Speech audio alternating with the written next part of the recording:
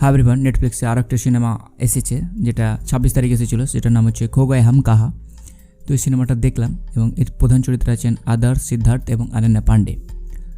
এবং এই সিনেমাটা আমি সেভাবে এক্সপেকটেশন ছিল না, এবং সাধারণভাবে এরা যে ধরনের সিনেমা বানায় তাতে এক্সপেকটেশন একটু কমই থাকা উচিত।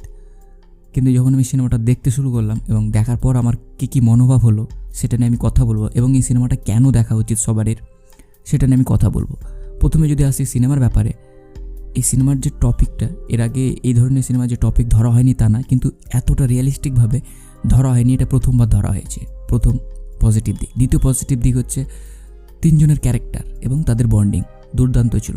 তৃতীয় পজিটিভ দিক, 1-2 গানগুলো সেরকম ভালো না হলেও 2-3টা গান আছে, দুটোই গান আছে অ্যাকচুয়ালি, তো তার মধ্যে একটা গান একটু শুনতে ভালো লাগে।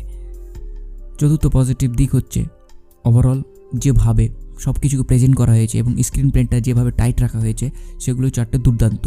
এবার আসবো এই সিনেমাটা আমাদের কেন দেখা উচিত। এখানে কিছু সিন আছে, যেমন ধরেন একটা সিনের ঘটনা বলে, 3 বন্ধু একটা জায়গায় বসে আছে, কিন্তু 3 বন্ধু 3 জনের ফোন ইউজ করছে, এবং তারা যে এক কাছে বসে আছে তা মনে হচ্ছে যে একে অপরের থেকে কতটা আলাদা, কতটা দূরে আছে পাশাপাশি বসা অবস্থাতেও, যেটা এখনকার দিনে হয় যে আমরা পাশাপাশি একই ঘরে একই বিছানায় বসে হয়তো টিভি চালিয়ে দিয়েছি, টিভিতে চলছে আর কিছু, আর দুজনে একবার করে চোখের দিকে তাকাচ্ছি টিভির দিকে, আর নিজের মোবাইলের মধ্যে লেগে আছি।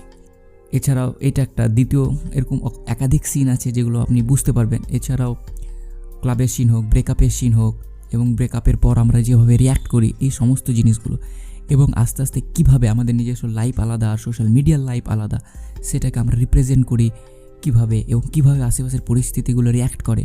ওভারঅল বর্তমান জেনারেশনের ছাত্রদের জন্য এবং ছেলেদের জন্য আমি ডেফিনেটলি রিকোয়েস্ট করব এই সিনেমাটা আপনাদের দেখা অবশ্যই উচিত।